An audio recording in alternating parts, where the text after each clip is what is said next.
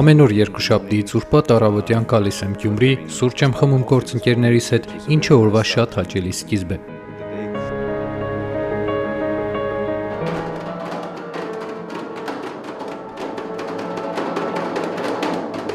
Այսպես է սկսվում 66-ամյա ավստրիացի կամավորի օրը Գյումրու Էմիլիա օրեկակում։ Զարմանալի թվացող իրականությունն այն է, որ տարբեր երկրներում շուրջ 40 տարվա դիվանագիտական աշխատանք տանելուց հետո Յոհաննես Այգները արդեն երրորդ ամիսն է Գյումրիում է որպես կամավոր հայ կամավորների միության միջնորդությամբ։ Մասնակցում եմ անհատական պարապմունքների, խոսքի, արվեստի կամ երաժշտության թերապևտների հետ։ Այստեղ աշխատում են շատ բարձր պրոֆեսիոնալ մասնագետներ եւ ես փորձում եմ օգնել ու ներգրավել այնտեղ, որտեղ կարող եմ օգտակար լինել։ Յոհաննեսը աշխատել է Ավստրիայի արտաքին գործերի նախարարությունում եւ ծառայել ի թիվս այլ վայրերի Բելգրադում եւ Մոսկվայում որպես դեսպան։ 7 տարի առաջ, երբ Մոսկվայում էի ծառայության, եկա Գյումրի, որդուս այցելելու, որը այդ ժամանակ այստեղ կամավոր էր աշխատում։ Այդպես իմացա այս կենտրոնի մասին, իսկ անցյալ տարի, երբ թոշակի անցա, մտածեցի, հիմա ունեմ ժամանակ, ես եմ տնօրինում իմ ժամանակը եւ կարող եմ անել գրեթե այն, ինչ ուզում եմ։ Յոհաննեսի ընտրությունը պատահական չէր, նրա կապը Գյումրու հետ սկսվել է երկար տարիներ առաջ երկրաշարժից հետո։ Եկել էի փոքր ավստրիական պատվիրակության հետ, հասկանալով, թե ինչ աջակցություն կարող են տրամադրել երկրաշարժից հետո։ Արդյունքում կառուցվեց ավստրիական թաղամասը։ Դա իմ առաջին կարճ այցն էր Գյումրի, այն ժամանակ ամբողջությամբ ավերված էր քաղաքը։ Այսօր պատկերն ամբողջովին այլ է։ Քաղաքի կենտրոնը շատ գեղեցիկ վերականգնված է, տեսանելի է հին հայտնի ճարտարապետությունը, որը ես շատ եմ սիրում։ Թեև սա նրա առաջին փորձն է հաշմանդամություն ունեցող երեխաների հետ աշխատելու ոլորտում, Յոհաննեսը խոստովանում է, դժվար չի եղել։ Լավագույն հիշողություններս մարդկանց հետ հանդիպումներն են։ Այստեղ կատարված աշխատանքը, երեխաների ու երիտասարդների ժպիտները եւ այս հանգիստ ընկերասեր քաղաքը, որտեղ հեշտ է շփվել եւ ընկերներ ձեռք բերել։ Յոհաննեսի պատմությունը պարզապես կամավորության մասին չէ, այն նաև ընտրության մասին է, փոխել կյանքի ուղղությունը նույնիսկ տասնամյակներ անց։ Խորհուրդ կտամ բոլորին նման փորձառություն։ Դա շատ արժեքավոր է, հասնում է մարդու սրտին։ Ես կարծում եմ այստեղից ավելի շատ եմ ստանում, քան տալիս, եւ դա լավագույն բանն է, որ կարելի է ասել կամավորության մասին։ 3 ամիսը ասում է արագ է անցնում, բայց թվում է այս պատմությունը դեռ ավարտված չէ։ Արդեն մտածում եմ հաջորդ տարի կրկին վերադառնալու մասին, գուցե տարվա ավելի բարենպաստ եղանակին։ Այս տարի գարունը կարծես ուշանում է, ձմեռը համառ է։ Միգուցե ընտրեմ աշունը, բայց արդեն լրջորեն մտածում եմ կրկին գալ Գյումրի եւ Էմիլի արեգակ։ Կենտրոնում կամավորների ներգրավումը կառուցված է ազատ ընտրության սկզբունքով, սակայն Յոհաննեսի որոշումը նույնիսկ փորձառու թիմի համար անսովոր էր, վերջինս այստեղ կլինի մինչև մայիսի կեսերին։ Գալ մի կենտրոն, որը ավելի վերականգնողական թերապևտիկ բնույթ է կրում, ինչպես նաև վերապատրաստումների մասով աջակցում հաշմանդամություն ունեցող երիտասարդներին, միանշանակ տարբերվում էր ըստ իր մասնագիտության։ Կարիտաս Արեգակ բարեգործական հիմնադրամը, որն ունի Էմիլիա Արեգակ կենտրոնը, կանաչ ջերմատունը եւ Արեգակ սրճարանը, վերջին տարիներին դեպի հայքի եւ հայ կամավորների միության հետ համագործակցության շրջանակում տարեկան հյուրընկալում է շուրջ 15-ից 20 միջազգային կամավորներ։ Այս կազմակերպությունների դերը շատ կարևոր է։ Բերելով մշակութային փոփոխություն թե կամավորների, թե հաշմանդամություն ունեցող երեխաների, երիտասարդների համար, ինչպես չէ մասնագետների նաև համար, իրենք իրենց հետ տանում են եւս այն մասնագիտական փորձը, որը կա Հայաստանում։ Միաժամանակ կենտրոնը ունի նաև տեղացի կամավորներ, ամսական շուրջ 25 հոգի, ովքեր ներգրավում են 6 ամսից մինչև 1 տարվա ժամկետով։ Միջազգային կամավորները սովորաբար գալիս են 2-ից 6 ամսով եւ իրենց հետ բերում են նոր մոտեցումներ ու փոփոխություններ։ Միանշանակ հենց իրենց շնորհիվ է, որ ծանոթանում են կենտրոնին, կենտրոնի առաքելությանը, կենտրոնի գործունեությանը, ինչու՞ չասեմ նաև խնդիրներին։ Յոհաննես Այգները ցայտուն օրինակ է, թե ինչպես կարելի է անկախ տարիքից, անցած ճանապարհից ու մասնագիտական բարձր դիրքից վերաիմաստավորել սեփական կյանքը եւ ընտրել մի ուղի, որտեղ առաջնայինը մարդն է։ Ինձ համար այստեղ կամավոր լինելը եզակի փորձ է, որը երբեք չէի ցանկանա բաց թողնել։ Աստղիկ Խաչատրյան, Խանո Վանեսյան, այսօր։ Հայաստանում հաստատված իրավակարգի եւ քաղաքացու միջև ալերգիա կա, որովհետեւ քաղաքացին չի հասկանում այս իրավակարգը ով է ստեղծել, ոնց է ստեղծել։ Այս մասին Ազգային ժողովի ապրիլի 16-ի նիստին կառավարության ծրագրի կատարման ընթացքի եւ արդյունքների մասին տարեկան զեկույցի ժամանակ ասել է վարչապետ Նիկոլ Փաշինյանը։ Վարչապետը խոսել է նաեւ 2025-ին գրանցված ձեռքբերումների մասին։ Ամենակարևոր ձեռքբերումը համարում են բնականաբար խաղաղությունը, երկրորդը առողջության ապահովագրության համակարգը եւ սրանից բխող նաեւ սոցիալական հատվածում մեր մյուս ձեռքբերումները, որոնց մասին նշեցի երեք, սկսած կենսաթոշակների շարունակական բարձրացմամբ եւ յետվճարի համակարգը, հաջորդը երրորդ եւ միջև յուրաքանչյուր հաջորդ երեխայի աջակցության ծրագիրը, միջև 2 տարեկան երեխաների խնամքի ծրագիրը, որը բոլոր մայրերին տրվում է, երեխաների միջև 2 տարեկանը լրանալը, եւ երրորդի համար որ մեկը, ասեմ գոնե մի 4-5 ասեիք։ Եվ պետական համակարգում իրականացված փոփոխությունները, մասնավորապես ատեստավորում, բանակում տեղի ունեցած բարեփոխումները համարում եմ ռազմավարական նշանակության հաջողություն եւ ճիշտ ասած շատ մեծ հաջողություն եմ համարում կատարողականի գնահատման հիման վրա վարձատրության նոր համակարգի ներդրումը պիլոտային, որը մենք հույս ունենք, որ հաջորդիվ աշնանը կամ գարնանը արդեն օրենսդրական կարգավորումներով կարձանագրենք, ընդ որում ես ուզում եմ իմ համոզմունքը հայտնել, որ այս բոլոր հաջողությունները իրենք շրջանաձև են եւ մեկը մյուսին ոչ թե պայմանավորվում են, այլ մեկը մյուսի համար խթան են դարձել եւ այս արձանագրումը շատ կարեւոր է։ Համեցեք պարոն Վագրատյան, Արզուբյան։ Շնորհակալություն պատասխանի համար, պարոն վարչապետ, եւ մի կարևոր հարց, որը իսկապես ես ինքս շատ եմ մտածել այդ մասին, որ համակարգերն են, որ մեր իշխանության ժամանակահատվածում մեր բարեփոխումները այլևս դարձել են անշրջելի, այսինքն անկախ քաղաքական իշխանությունից այդ համակարգերը կայացել են այնպես, որ մեր պետականության համար միշտ ծառայելու են, այնքան իհարկե փոփոխություններ միշտ լինելու են, բայց այս պահին այլևս փոփոխությունները բերել են անշրջելի իրավիճակի, որ ոլորտներում։ Ես կարծում եմ մասնավորապես կրթության ոլորտում մենք այդպիսի փոփոխություններ անել, բանակի ոլորտում մենք այդպիսի փոփոխություններ անել եւ նաեւ շինարարության ոլորտում մենք այդպիսի փոփոխություններ արել, որովհետեւ ստանդարտները պետական բյուջեի եկամուտների հավաքագրման ոլորտում մենք արել փոփոխություններ, բայց որ լավ շրջող լինի, միշտ էլ կարելի է շրջել։ Այսինքն տենց ըստ էության տենց բան չկա, որ ցանկացած կառուցած բան 5 րոպեում կարելի է քարուքանդ անել։ Բայց ես բաց թողեցի, թե ինչն է, որ մենք մեծ հաջողություններ չունենք եւ որի վրա պետք է կենտրոնանալ։ Երկու բան կնշեմ՝ ջրային ոլորտը եւ արդարադատության ոլորտը, որտեղ երկու տեղերում մենք մեծ խնդիրներ ունենք եւ այդ խնդիրները կուտակված են, այդ խնդիրը չեն լուծվում։ Ես գիտեք ինչ, անկեղծ ասած կարծում եմ, որ դատական համակարգի խնդիրների մի զգալի մասը հնարավոր չի լինելու իրականացնել առանց նոր համազգացության ընդունման, որովհետեւ այդ իներցիայով տեղապտույտի վիճակը անընդհատ շարունակվելու է եւ սահմանադրական կարգավորումներ են պետք, որպեսզի այդ շատ, այսպես ասած, արհեստական պատյանները մենք կարողանանք մի կողմ դնել եւ առերեսվել դատական համակարգում առկա իրավիճակի։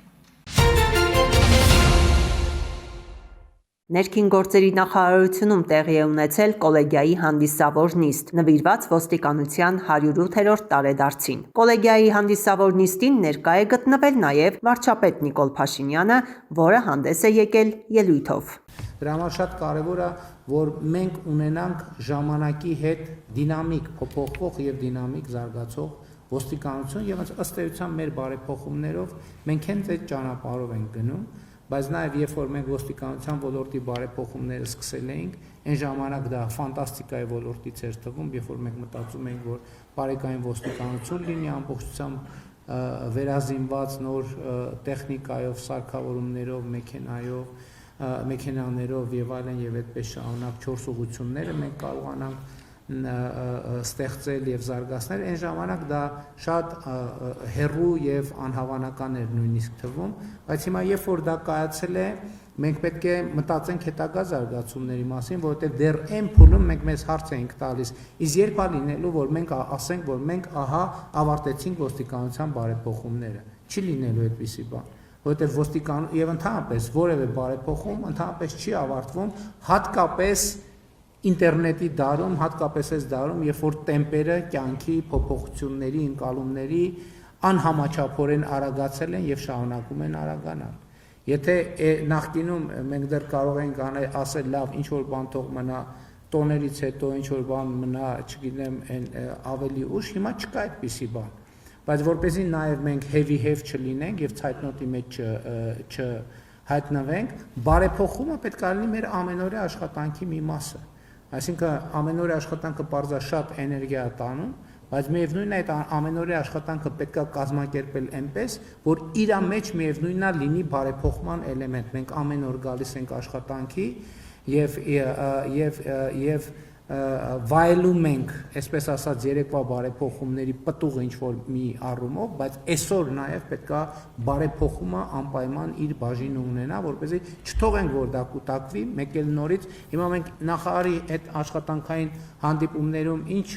խնդիր եմ ես դնում։ Ասում եմ, մենք էլ չպետքա թողնենք, որ մեր օրինակ ավտոմոբիլային պարկը այնքան մաշվի, որ ասենք ենթադրենք 1000 ներողություն բան լինի գործարկվելու խնդիր ունեցող մեքենաներ լինեն եւ այլն, մենք ասենք, որ դե հիմա պետք է այս պարկը փոխենք։ Ոչ դա պետք է տեղի ունենա ամեն տարի, մենք պետք է եւ իմիջայլոց համազգեստի հետ կապված փոփոխությունները, որովհետեւ համազգեստը այսօր լավն է, շատ տեսք ունի, բայց ինքը մի քանի տարի հետո զգում ես, որ արդեն ինքը որոշակիորեն հնատենց հասկացություն կա, բարոյապես մաշված, որովհետեւ ինքը լավն է, բայց 3 տարի առաջվա համար է լավը, ինքը այսօր արդեն լավը չի։ Բայց երբ որ մենք թողում ենք ինքը այնքան հնանա, որ իրան ամբողջությամբ պետք է փոխենք, դա եւ շատ ժամանակ է տանում, եւ շատ էներգիա է տանում, եւ շատ փող է տանում, եւ երբեմն մեծ դժվարությունների առաջ է կանգնեցնում։ Բայց երբ որ մենք իմանանք մեր ամենօրյա աշխատանքի մեջ մենք պետք է այդ համազգեստի մեջ մի հատ էլեմենտ փոխենք, ինքը ժամանակի հետ ամեն տարվա հետ այնպես կփոխվի, որ ինքը միշտ կմնա թարմ, արդիական, նոր, այնպես տպավորություն կլինի, որ մենք հենց նոր այդ ամբողջը թարմացրինք։ Եվ սա վերաբերվում է տեխնիկային, սա վերաբերվում է օրենսդրությանը, սա վերաբերվում է համազգեստին, սա վերաբերվում է սպառազինությանը, սա վերաբերվում է կարգավորումներին, բայց 1000 ներողություն, սա վերաբերվում է նաև մեզ բոլորիս, սա վերաբերվում է մարդուն, որովհետև մարդը համազգեստը փոխվեց, մարդը չփոխվեց, այդ տեխնիկան համազգեստը բարեփոխումը բանը անիմաստ է։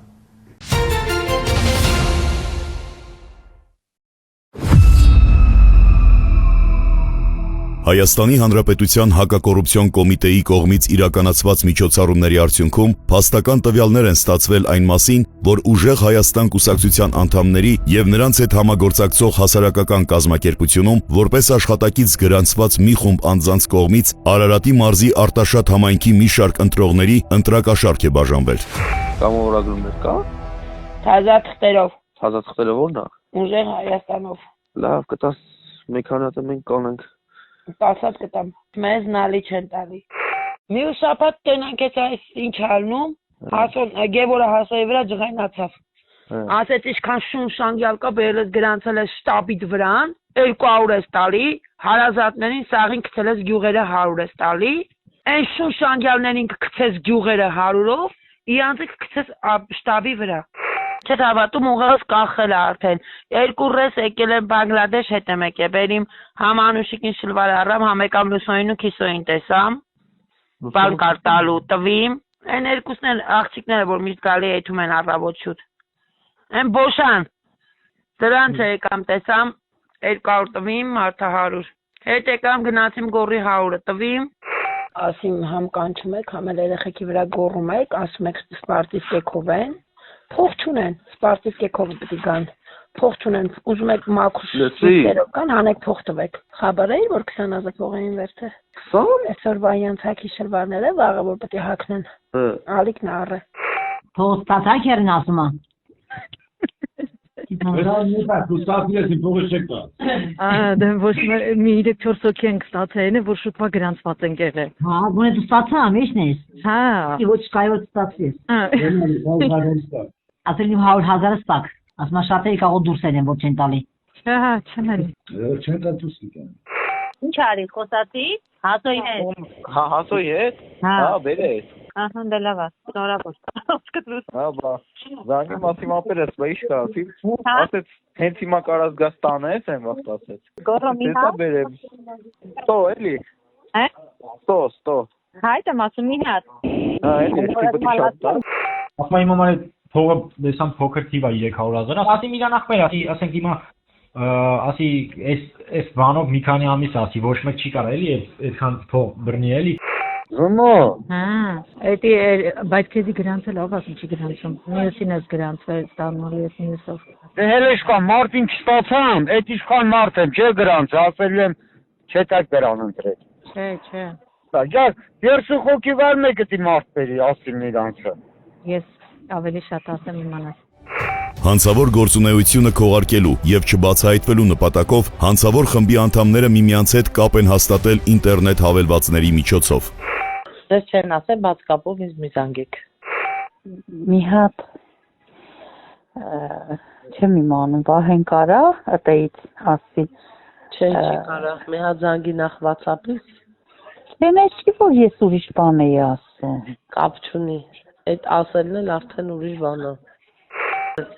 Կա։ Մամային ապրիլինա։ Այսինքն ոնց ապրիլինա։ Փակով զանգի էլի աբոջան։ Փակը ո՞րն է։ WhatsApp, Telegram, ինչ ունես։ Կամ արիստե։ Ալիք եկա։ Հա։ Փող բերել է։ Գոռո։ Դիտման բես անում։ Ապեր հասոյի համար ուղղակի հասումները կնզի բանը ադիշատարը, որ այսօր պետք է բերի տա։ Հասկացանք, բայց բալես ոչ մեկ է տենց մի խոսա։ Viber, WhatsApp կա, Telegram կա, զանգի խոսա, տենց բաներ մի ասա հեռախոսով։ Մամայինն էի մենք ուզում հարցնել, մաման ասում է։ Չէ, մամայինը չի նստելու, արձեռն, հետո կասեմ էլի։ Ես։ Դե հեռախոսով չեմ ուզում խոսամ, կասեմ, հենց էլի կամ վաղը, կամ մյուսով, вообще այսօր պիտի լինի։ Պրիվետ հասա։ Պրիվետ, ցավը տանեմ, 2 շաբթի կբերենք, հա։ Ու այնպես կանենք, որ լավ լինի, ասենց ասեմ։ Հա, ես էլ բան արին, գնացի այսօր գրանցամ Յանը ավտոդոբրոց սովորեմ, հա։ Էդ էլ կասեմ, կլուծենք։ Գրանցվել եմ արդեն, բայց եթե դա լուծվի հեն պահը։ Կխոսանք, հեռախոսով։ Հա, էլի կյանք, ցավը տան։ Ինչ կա։ Դեպքի արդիվ Հայաստանի Հանրապետության քրեական օրենսգրքի համապատասխան հոդվածներով նախաձեռնվել է քրեական վարույթ, կատարվել են բազմաթիվ խուզարկություններ, ձերբակալվել են 1 տասնյակից ավել անձինք։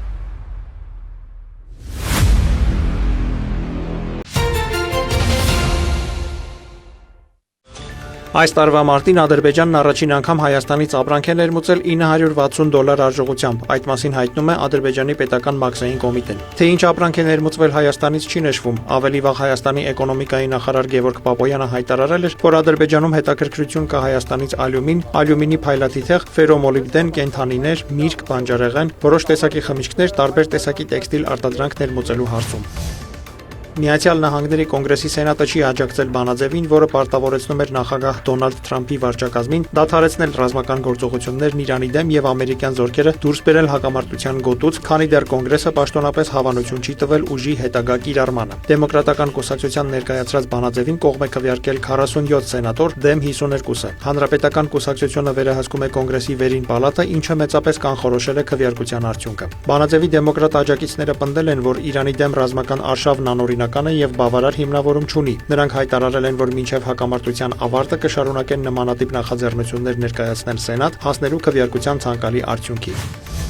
Ամերիկայի Միացյալ Նահանգների ֆինանսների նախարարությունը հայտարարել է Իրանի նավթային հատվածի դեմ նոր պատժամիջոցներ սահմանելու մասին։ Այդ մասին ասվում է գերատեսչության տարածած հաղորդագրության մեջ։ Ֆինանսների նախարարությունը հասանելի ամբողջ գործիքակազմն ու լիազորությունները, այդ թվում երկրորդային պատժամիջոցները, կօգտագործի նրանց դեմ, ովքեր շարունակում են աջակցել Թեհրանի ահաբեկչական գործունեությանը, հայտարարել է ֆինանսների նախարար Սքոթ Բեսենթը։ Պատժամիջոցներ են սահմանվել 2 տասնյակից ավելի ֆիզիկական անձի, ընկերության եւ նավի նկատմամբ։ Միացյալ Նահանգներում գտնվող նրանց ունեցվածքն ու ակտիվներն արգելափակվել են։ Իսկ Միացյալ Նահանգների պետքարտուղարությունը պատժամիջոցների սահմանման մասին հաղորդագրության մեջ նշել է, որ Վաշինգտոնը գործում է վճռականորեն սահմանափակելու Իրանի եկամուտ ստանալու կարողությունը, քանի դեռ Թեհրանը փորձում է պատանդ պահել Հորմուզի նեղուցը։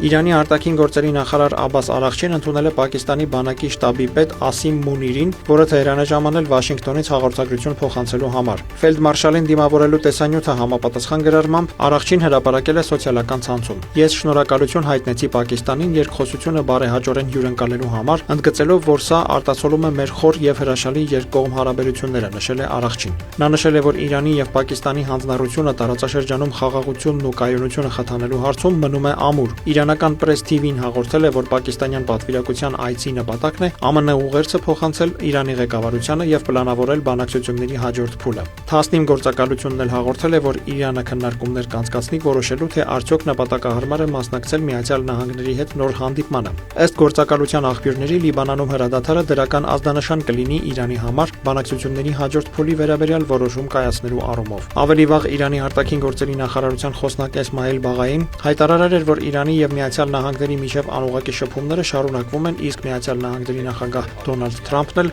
ասել էր, որ առաջիկա օրերին Իրանի հետ բանակցությունները կարող են վերսկսվել։ Ուկրաինան եւ Ռուսաստանը հայտնել են փոխադարձ հարվածներ հասցնելու մասին, որոնց հետևանքով կան զոհեր։ Ըստ արտակարգ իրավիճակների պետական ծառայության Կիևում զոհվել է 4 մարդ, այդ թվում երեխա։ 48 մարդ վիրավորվել է։ Օդեսայում 8 մարդ է զոհվել։ Դնեպրոպետրովսկի մարզում 3 մարդ զոհվել է, 34-ը վիրավորվել։ Խարկովում 2 մարդ վիրավորվել է։ Ըստ ուկրաինական ռազմաօդային ուժերի վերջին 1 օրվա ընթացքում Ռուսաստանն Ուկրաինայի ուղղությամբ արձակել է 44 հրթիռ, 659 ԱԹՍ։ Ռուսաստանի պաշտպանության նախարարությունն էլ հայտնել է գիշերվա ընթացքում Ուկրաինական 200-ից ավելի անօդաչու խոցելու մասին։ Կրասնոդարի երկրամասի Տուապսե քաղաքում 5 եւ 14 տարեկան 2 երեխա է զոհվել։ Եվս 2 մարդ վիրավորվել է։ Դավիթ Մուրադյան ՄԱԿ-ի զարգացման ծրագիրը Սյունիքի մարզում շարունակում է ակտիվ գործունեություն իրականացնել։ Կայուն համայնքներ ծրագրի շրջանակում այս անգամ կյանքի է կոչվում Nexus Կապան 2 ջերմատնային ձեռնարկատիրության կլաստերի ընդլայնում նախաձեռնությունը։ Այդ արդիվ մշակույթի կենտրոնում հանդիպում էր կազմակերպվել, որին ներկա էին այգեգործությամբ հետաքրքրվողները։ Դավիթ Բեկում ջերմոցային տնտեսության մեջ փորձառություն ունեցող Վահագն Մովսիսյանը ծրագրի մասին լսելուն պես Կապան է շտապել։ Հաջողությունի փորձենք այս ջերմոցները ձեռք բերել, ինքը շատ արդյունավետ ջերմատներ է, ես նայել եմ, վիդեոները նայել եմ։ Քիչ չի, 340 մետր ջերմոց ունենաս, այս պայմաններում ու ինքը որակյալ ավելի շուտ ջերմատուն է ջերմոց չի։ Շուրջ 7 տարի է մատակարարում եմ սա Կապանում։ Դե փոքր է ջերմոցս ինչքան հնարավոր է։ Ու որակյալ բերք եմ ապահովում։ Ինձ պետք էր որ ավելի փոքր լինի, շատ ամեծը, 340-ի է։ Ինձ այդքան տեղ չի լինելու։ Դե ասացի, եթե հնարավոր է որ փոքրացնեք, ես կարեմ տեղավորեմ, մեծ հաճույքով կարամ վերցնեմ։ Nexus Կապան 2-ի նպատակն է զարգացնել Կապան համայնքում ձևավորված ջերմատնային տնտեսությունները եւ ստեղծել ամուր կապեր գյուղական բնակավայրերի ու քաղաքային շուկաների միջև։ Կայուն համայնքներ ծրագրի առաջին փուլով Սյունիք բնակավայրին արդեն իսկ ջերմատներ են հատկացվել։ Քանի որ դա բավականին մեծ ազդեցություն թողեց գյուղատնտեսությամբ զբաղվող մեր բնակիչների համար, երկրորդ փուլը ավելի մեծ աշխարհագրություն ընդգրկեց եւ ավելի մեծ ծավալով ջերմոց, այսինքն կտեղադրվի արդեն միայն 340 մետրանոց ջերմոցներ եւ ավելի մեծ թվով բնակավայրերում։ Մեր նպատակը այն է, որպեսզի գյուղացին ունենա եկամուտ եւ ապացուցի իր հարևաններին, որ հողագործությամբ հնարավոր է ապրել եւ նույնիսկ բարգավաճել։ Մասնակիցները կանցնեն բիզնես ուսուցում, խորհրդատվության կամ այլ հարցերով կարող են դիմել Կապանի համայնքապետարան։ Առավել փորձառու եւ մոտիվացված շահառուները հնարավորություն կստանան համաֆինանսավորման սկզբունքով հիմնել 340 մետր մակերեսով ժամանակակից ջերմատներ։ Այս փուլում ընդգրկված են լինելու Կապանից 15 կիլոմետր հեռավորության վրա գտնվող բնակավայրերը, գյուղական բնակավայրերը, եւ ինչպես նաեւ Սյունիք, Աճանան այդ առանցքի շուրջ գտնվող էլի գյուղական բնակավայրերը։ Nexus ասելով մենք հասկանում ենք կապը քաղաքի եւ գյուղի մեջ, այսինքն գյուղը կարողանում է բարենով ապահովել քաղաքային բնակավայրը, կոնկրետ դեպքում Կապան քաղաքը, իսկ միևնույն ժամանակ Կապան քաղաքը կարողանում է լրացիչ եկամուտ ստեղծել գյուղական բնակավայրի համար, այսինքն փոխշահավետ համագործակցություն է հաստատվում երկուսի միջև։ Մեր ցանկությունն է, որ կարողանան իրենք այդ 300 քառակուսի մետրանոց ջերմատները վերածեն կայուն բիզնեսի իրենց համար։ Բացի այս ծրագրից ՄԱԿ-ը մի շարք այլ նախաձեռնություններ է իրականացնում մարզի տարբեր համայնքներում, նշում են մարզպետարանից։ Եթե մենք դիտարկում ենք ՄԱԿ-ի զարգացման ծրագիրն ամբողջությամբ իր բոլոր տարբեր ենթածրագրերով, ապա գրեթե բոլոր համայնքներում մարզի մենք ունենք ծրագրեր բազմավոլորտ։ Դրանք կարող են վերաբերվել խմելու ջրին, ոռոգման ջրին, այգեգործությանը, ջերմոցների, ջերմատների կառուցմանը, նույնիսկ կարող են վերաբերել դպրոցներին, տարբեր ծրագրեր կրթական եւ այլն, այսինքն մենք ունենք տարբեր բազմավոլորտ ծրագրեր այս մասով։ Հանդիպման մասնակիցների մեծ մասին ջերմատնային ծրագիրը ոգևորել էր։ Սա հնարավորություն է ընդլայնելու սեփական բիզնեսը, նպաստելով տեղական արտադրության զարգացմանը։ Հեյմինե Միքայելյան, Տիգրան Թումանյան։ Քրեական ոստիկանության թմրամիջոցների անօրինական շրջանառության դեմ պայքարի վարչությունում ստացվել էր օպերատիվ տեղեկություն, որ Սյունիքի մարզի բնակիչը Երևանի իր բնակության վայրում տարբեր քիմիական նյութերի միջոցով պատրաստում էր մեթամֆետամին տեսակի թմրամիջոց։ Մարտի 25-ի երեկոյան մայրաքաղաքի Վիլնյուսի փողոցում 32-ամյա տղամարդը թմրամիջոց ապօրինից ձեռք բերելու, պահելու եւ իրացնելու կասկածանքով ձերբակալվել է եւ Նորագյուղ թաղամասի 46-ամյա բնակչի հետ միասին տեղափոխվել է Նոր-Նորքի բաժին։ Խուզարկությամբ նրանց մոտ հայտնաբերվել է ապակե կոլբա, մոխրացած հետքերով, մարիխուանայով լցված գլանակ, ֆենազեպամ գրառման փոքեմետ տեղահաբ եւ ծալովի դանակ։ 32-ամյա տղամարդը ներկայացվել է Ավան եւ Նոր-Նորք վարչական շրջանների քննչական բաժին, որտեղ նախաձեռնվել է քրեական վարույթ։ Դատարանի որոշմամբ նրա բնակության վայրում կատարված խուզարկությամբ հայտնաբերվել են մարիխուանայի 2 եւ մեթամֆետամինի 1 փաթեթ, ինչպես նաեւ թմրամիջոց պատրաստելու համար նախատեսված հեղուկային զանգվածներով լցված 2 տարա, 168 եւ 238 գրամ քաշերով։ Ըստ նրա հայտարարության այդ հեղուկի սինթեզման միջոցով ստացել է մեթամֆետամինի բյուրեղանման զանգված։ Նախաքննությունը շարունակվում է։ Մարտի 25-ին 112 օպերատիվ կառավարման կենտրոն մեքենաներից կատարված գողությունների վերաբերյալ 4 հաղորդում ստացվեց։ Գողություններից 2-ը կատարվել էր Դավթաշենի 3-րդ թաղամասում։ Գողացել էին Toyota եւ Subaru Magnishi մեքենաների համարանիշերը, թողնելով Տելեգրամյան ալիքի հասցե։ Գողության 2 դեպք էլ կատարվել էր Անաստաս Միկոյան փողոցում։ Գողացել էին BMW եւ Toyota Magnishi մեքենաների համարանիշերը, դարձյալ թողնելով Տելեգրամյան ալիքի հասցե։ 4 դեպքով էլ նախաձեռնվել էր քրեական վարույթ։ Համայնքային ոստիկանության գլխավոր վարչության օպերատիվ բաժնի եւ համայնքային ոստիկանության Դավթաշենի բաժնի ծառայողների համատեղ ձեռնարկած օպերատիվ հետախուզական միջոցառումների, ինչպես նաեւ քննչական գործողությունների արդյունքում պարզվել է, որ գողությունները կատարել է Երևանի 37-ամյա բնակիչը։ Ապրիլի 8-ին նա հայտնաբերվել, ձերբակալվել եւ տեղափոխվել է համայնքային ոստիկանության Դավթաշենի բաժին, որտեղ խոստովանել է արարքը։ Գողոնը հայտնաբերվել է, նախաքննությունը շարունակվում է։